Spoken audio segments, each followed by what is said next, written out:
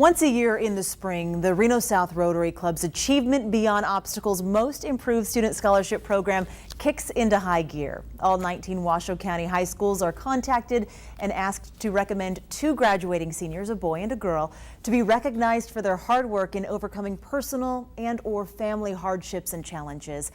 They also describe how these students have pulled their lives together, managed to graduate, and how they want to further their education. All 38 students recognized receive a $100 reward, and 5 finalists receive a $1,000 scholarship. And this year, a 6th was awarded a direct donation from Chase International Real Estate. In the next few minutes, we will meet some of the remarkable young adults who will share their stories and what it means to be recognized for their achievement against some incredible obstacles. And right now, I'd like you to meet these 3 incredible ladies. We have Lindsay Slocum here, a graduate from Reno High School. Brittany Amos, you attended and graduated Hug High School. And we also have Delia Barajas, graduated Incline High School. Thank you so much, you 3, for being here and for your willingness to share your stories. You are some brave and incredible ladies. We're so lucky to be talking to you. Okay, Lindsay, let's start with you, a Reno High graduate, AP student. We did a story with you. You're also a homecoming queen. Yes. Very popular on campus. It didn't come easy, though, especially after 2007. Right. What happened? Well, I was in a ski accident at one of our local mountains for skiing, and I went too fast off a jump and I landed on my neck, and I was sent to the hospital and I almost died. I spent 5 weeks in a coma, 4 months in a hospital, and still had many physical limitations. Sure. I mean, from what I understand, when we spoke previously, doctors didn't think that if you did survive, that you would be able to walk again. Right. And look at you now. Proved them wrong. You proved them wrong, and with a smile on your face. But what did it take to prove them wrong? How much time in rehab did you spend? A lot of time, a lot of determination for me to not let what other people thoughts of what I can do be what I will do. Sure. You were a standout soccer player, a skier, just an incredible elite athlete. Was it difficult to go back to school once you finally were able to, with a whole new set of challenges? Yes, because you gotta look at life differently, and you look at people differently, and don't make those judges before you actually know the person, because you don't know what they've been through. Sure. What are some of the challenges you're still dealing with? I'm still having difficulty raising my arm above my shoulder, and getting my shirt on is very hard, and my balance is still a lot of conscious effort for me to not fall down. Sure. But you were still taking AP classes, I understand? Yes. And what was it like walking across that stage at Reno High School and graduating?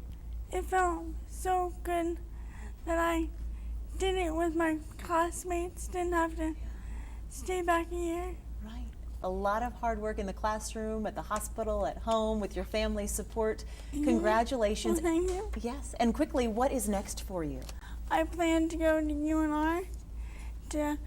My major right now is in education, to become a math teacher in high school. Excellent. Oh, you'll be a great math teacher. And we are so lucky that you're here sitting with us, and more importantly, walking with us. So congratulations. Thank you. Definitely. Okay, Brittany Amos is up next. You graduated Hug High School. You attended 13 different schools in Washoe County growing up. Very emotionally trying upbringing, it sounds like. Yes. What happened? A lot. I went from living in multiple different situations, from friends of family, friends of their family, and different family members, and it was just living back and forth with mom, and then her going to the hospital, and then living with my dad, and then something happening with him, and it was just very crazy. Yeah. A lot of different friends. Yeah. And in your speech to the Rotary, your acceptance speech for the $1,000 scholarship, you talk about something that happened when you were just 9 years old. Yeah. Would you be willing to talk about that? Yeah. When I was little, I just remember one time, I think I was in 5th grade or 4th grade. My mom, I was living with my mom at the time in this apartment. It was just me and her, and I had come home from my friend's house, and I saw her passed out on the couch, and all the windows were locked, the doors were locked. It was an upstairs apartment, and I just remember seeing her on the couch, and I didn't know what to do. And I'm just like, I felt so helpless, and like, that's my mom right there, and I didn't know what to do. And I ran back downstairs to see if they left yet, and they didn't leave. I told her what happened, my mom's friend, and she came running upstairs, and she broke the window trying to get in the house and called 911. I was like sitting there by the couch. I just remember her just shaking, and her eyes were like in the back of her head, and it was just, I will never have that image out of my head. Sure, sure. And it turns out she was using drugs? Yes, she did multiple things. I don't even know what she did, but she did a lot of stuff, and I knew she kind of grew up with that too. And now she's still not in my life. Sure. And early on, having the instability of in and out of your life, I'm sure that played a big role in the classroom too. Was it hard to stay focused and still think about your future with all this going on? In a way, yes, but I just had to keep telling myself that even though people told me I couldn't do it, then I still could. And I did. In my freshman year, I struggled a little bit just thinking that, what am I going to do with my life? Like, it's not going to be anything I want it to be. And then starting my sophomore year, I got straight A's.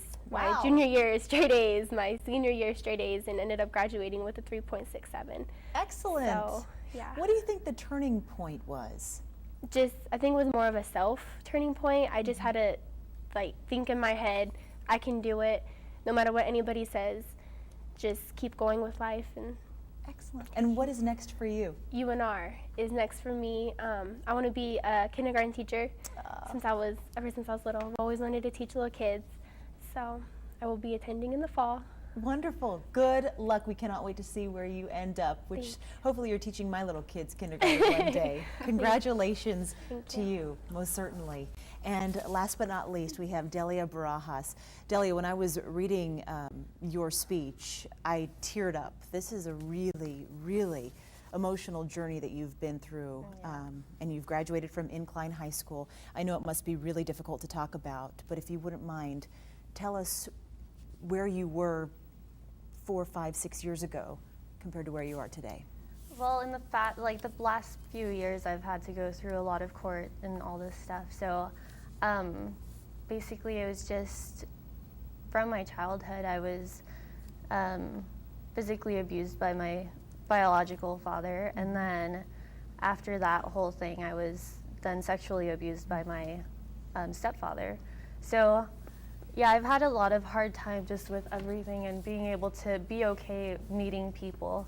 I was definitely a really, really shy person, and I couldn't really talk to that many people. I kind of closed myself off of a lot of people, especially from different races, I guess I can say, just because both of my fathers were Hispanic. So I kind of went away from that kind of point of view, but and just carried this secret with right.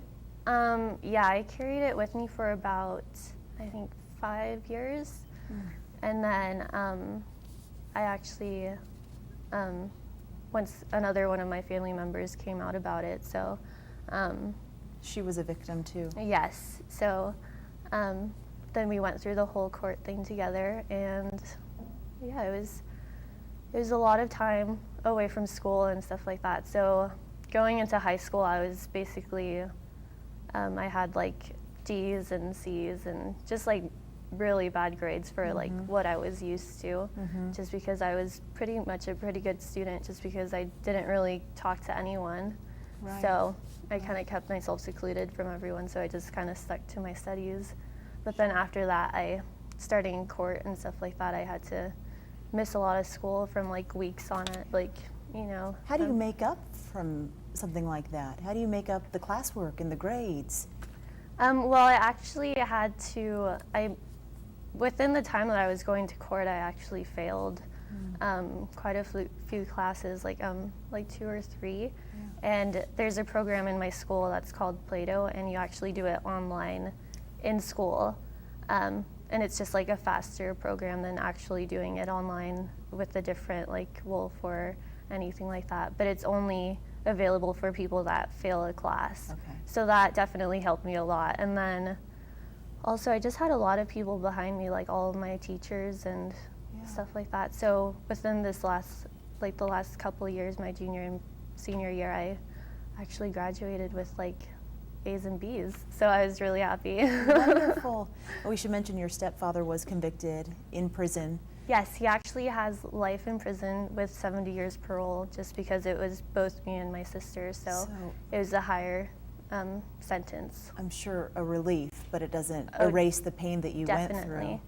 Yeah. So many people would say, okay, you have every reason just to give up, throw your hands up and say, you know, why me? But you didn't. Yeah. So what kept you going to finish high school?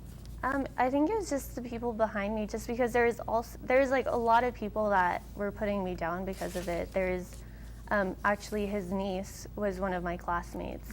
So she kind of, within the last week of court, which is, I had to go to court every single day, so I was missing school every single day for a week. And within that time, she actually kind of like put it through the whole school. So oh my goodness. I came back to like everyone knowing. So it was pretty hard, but so yeah, a lot of people were putting me down because of it, because I was a liar and all this stuff. Because even till that day, she didn't believe that he did anything wrong and that he wouldn't do anything like that. So although there was a lot of people that were putting me down because of it, there is a lot of people that were helping me and wanted me to succeed.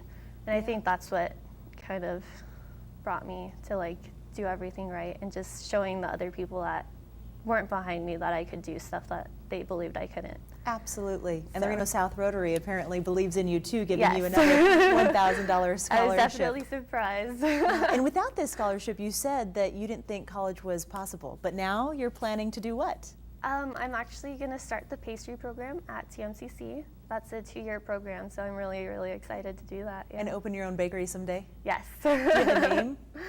Not yet. Maybe Delia's Bakery or Maybe. something. Okay, excellent. So proud of all you three. Thank you for your transparency and your willingness to share everything you've been through. I think you are some incredibly inspiring young women, and we cannot wait to see where you end up in the next 10 years or so. And we should also thank the Reno South Rotary Club for their recognition, for your scholarships, and to all the donors who have made these scholarships possible. Plus, a thank you in advance to other donors in the future who not only will help you follow your dreams even more, hopefully, but all the people following in your footsteps who could really use this help too. So again, keep up the great work, and thank you again for being with us.